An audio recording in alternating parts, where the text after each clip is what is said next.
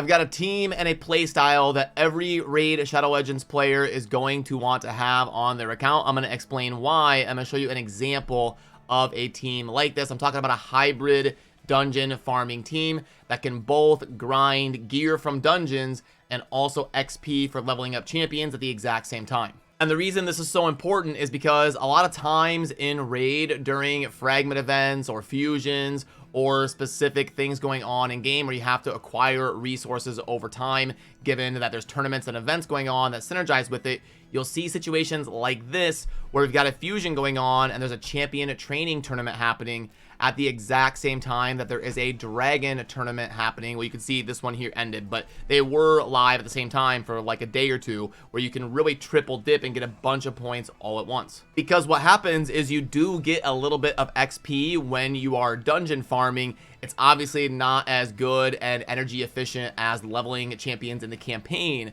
but when you can do multiple tournaments at the same time, why not go ahead and do that? So I'll show you an example of a team that I use to do this on my account. We've got the dragon right here to farm both gear and XP for champions at the exact same time. So when you're building the team, you would go with something like this that I've got going on in the dragon, where you've got 3 champions. You can use 1, 2, 3, whatever. Typically you want to get at least 2 food champions in there, because then you're almost getting the amount equal to an XP brew every single run if you're in one of these end game stages. It's not quite an XP brew. I think it's like 12,000 XP if you've got 2 champions leveling up, and an XP brew is like 18,000 or something. But still, you can see if you do this for months and years, you get a lot of free resources over the long haul of time on your account.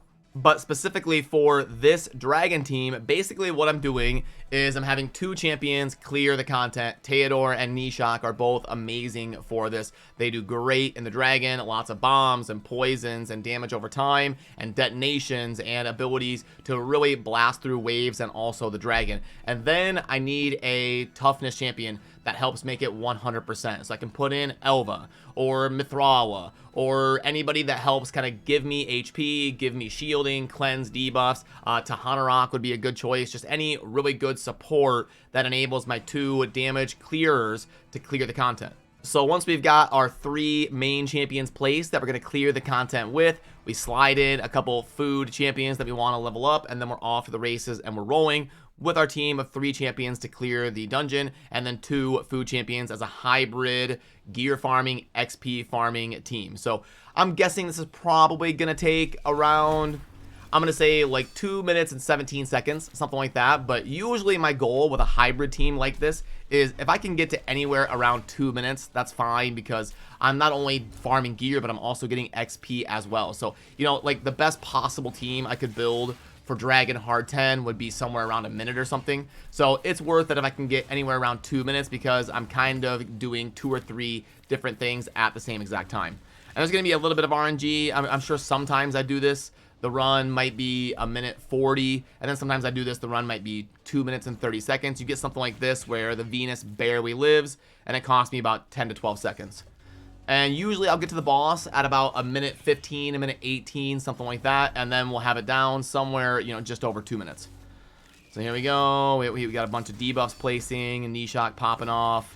And then we need a detonation from Theodore, and hopefully it goes well and we're able to, you know, the one annoying thing about having a reviver here with Elva is that they constantly revive the dead food champions. So if you can do this with a champion that doesn't do revives, if they can just, you know, keep the 2 alive. Mithrawa does a better job of that, but I noticed doing a bunch of different testing of sample sizes that that Mithrawa on average was a little bit slower than having Elva in the team for some reason. But there we go. Okay, yeah, so I'm about 10 seconds behind on this run, so maybe it'll be like 2:24 or something. And yeah, there we go, 1:45. We got a bunch of debuffs going off. We need some more detonations to get a big chunk right there.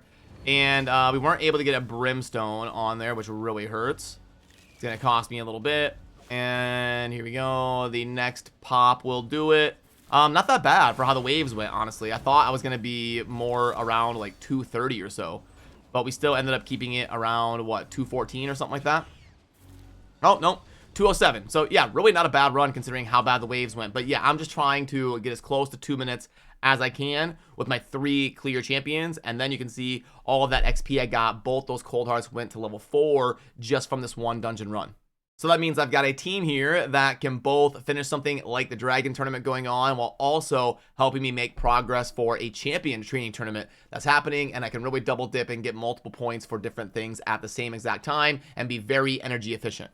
And quickly, I can show you some of the stats and the masteries and stuff for the team that I'm using. If you want to try to ever build this dragon team, we can go over that really quick. I've got my Elva right here, stats right here, 80,000 HP, 3,600 defense, 270 speed. You typically want to get to at least like 245, 250, 260, something like that. And then you want to also take advantage of the mastery Spirit Haste on at least your damage dealers, because right here Spirit Haste is going to give you extra speed based on champions being dead. If you bring 2 food champions, you're getting 16 bonus speed for everybody in the run. That's a great mastery to take note of in something like this. But yeah, stats on the Elva and the gear. Regen set going to be really good for a strategy like this. It's a little bit similar to solo clearing something. You want a little bit of regen and sustain to make sure you're able to clear the content. You're not trying to speed run it in 45 seconds or 1 minute. You're just trying to be able to get through it with less champions. And then Elva doesn't really need anything like a ton of resistance or a ton of accuracy. We're just kind of getting speed and sustain there on my Elva.